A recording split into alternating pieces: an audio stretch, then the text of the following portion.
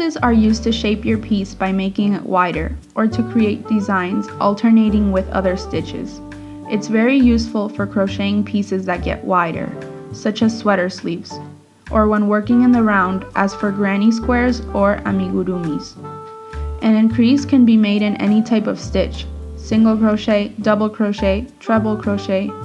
It is a very easy technique to learn in crochet because it only consists of working 2 stitches into the same stitch. In this example, we will show you how to increase in single crochet. Work 1 single crochet into the stitch indicated in the pattern as shown in the video, How to Single Crochet. Now work another single crochet by inserting the hook into the same stitch that you worked the previous single crochet.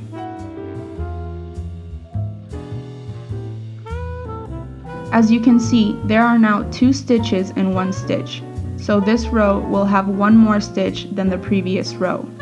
Once you have worked the increases, continue working as indicated in the pattern.